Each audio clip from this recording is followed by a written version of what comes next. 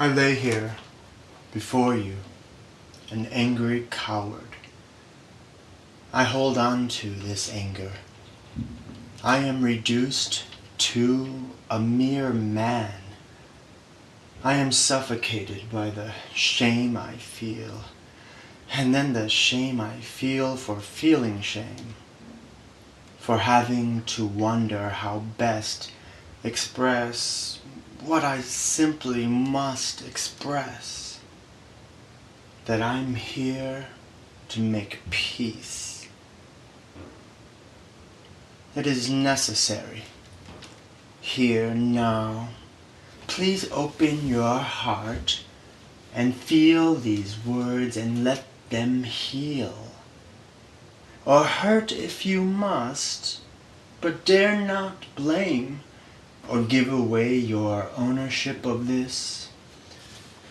For me to infer even as it anguishes me and demands a courage and loyalty and love I'm not certain I possess. But I know I must summon at long last strength, now if ever, urgently and fully as ever. And this, you, my once dearly, briefly beheld master and mystery, are being a bad friend. You, whom I have persistently and at once accepted and rejected, by whom I have always feared acceptance or rejection, carry such anger and boredom as a fashionable accessory, while my anger is irreducible. For me, it's the last stop, the only bondage I do too have, and recognize others to hurl, laboring fastidiously towards something. Not anything, but I just know, towards the one connection or awareness or question that may prove it's all worthwhile. By rarely relinquishing, instead I waste away, but never in fact, with fear that breeds anger. That fear, that awe,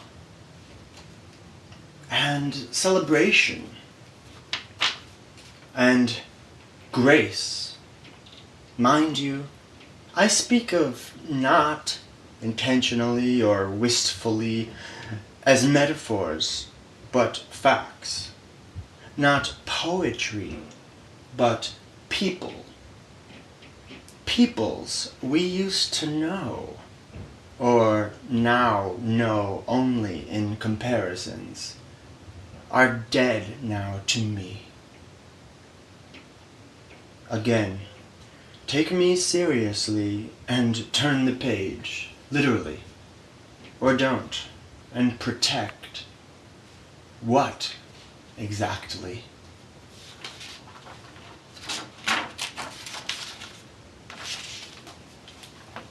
You are strong enough to accept that I am dying, that I am, while afraid, not going to try to stop it. Don't dismiss this fact. I deserve a friend, at least one friend. Please, with courage enough to stand with me, for me, in my bliss. Brave when I may no longer be. Tender when I mustn't. And you deserve to suffer? I am not suffering or dying from disease. And I cannot again nurture suffering or pretend to understand your experience so necessarily, as it is wholly individual. I'm a fucking mess. I feel I have been given an opportunity to live on, even as my name and clearly defined memory image proves fleeting. I am going to die, with or without. True. Or I refuse to accept that I have not one usefulness for those individuals, my heroes. You, I'm afraid to tell you, you and you and you, who have cradled, even touched directly this sick skin, at least one desperate soul inside, doing just fine. A sinner, as I used to be. My purpose, if nothing more than I'll rage against less, clearly is to be an example to any like you, whom I love, to whom I pray, yet dignify no less in failing? No way. To celebrate and raise up and be good to not just you. I have not been a good person, you know. Even at times I let myself believe grace can come as naturally as death. Truth is, and I do speak of my truths in this letter, of this passion and this instant, earned, not granted, fought for even when willingly bequeathed. Even I more than rarely resisted in favor of not wanting to seem too serious a downer, unhappy, or even interested in anyone's well-being. As my obligation to cell and soul now blesses me with a purpose, and yes, a freedom. It comes as fitfully as life. Please, or just don't, understand. This is a reiteration and concretization of clarities discussed and exploited by you or me, at times collectively, and I've noticed this has allowed fundamental, irrevocable once unleashed, and surely absurd probabilities, for me, no less than reality incarnate, to soften, then rot, to spoil your fun, it seems, becoming merely fail-proof as theory. And I just can't get enough of the very same traps. I could be stuck, but I've chosen to be golden. Or I've come too far to turn back, so I'll sure as hell make the best. Okay, maybe at least not the most uncomfortable. Moment to moment, I have told myself, I have convinced even self, I cannot. Just as in this prayer, sprouted of the false starts and casualties of ego plainly hollow, in wake of survival, persistence to no end, well, let's just say, I shall suffer not in doubt,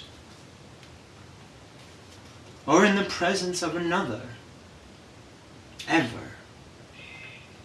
I'd rather leave than lie or share as boundless living, but pain, confusion, shame, and emptiness, that is all so precious just to me, as yours to you. That means I am as free as all others. Who can let these contradictions be? I'm not ashamed in the guises of past or present. Then no, I can't hold back, or won't even, for anyone, and if I fail, as most assuredly I will, at least as often as I can't claim to, then I will fail not in someone else's suit. I will fail not trying to forget, or if I've become something I didn't choose. If I am not meant to fail, as surely there must be ever a chance somehow stayed, then I may fail still. And if I succeed, even I'd let this chance slip away to ensure just one more moment to be wasted, to be cool, to be untrue. At something tried, actual, worth this pain, anger, and solitude passing away. Even if I hope to at least surround, witness, foster someone's truth. To not give in and deem my soul worth neglect and hopelessness. To do as I see fit forever. Please, do too. I expect no less. Will you?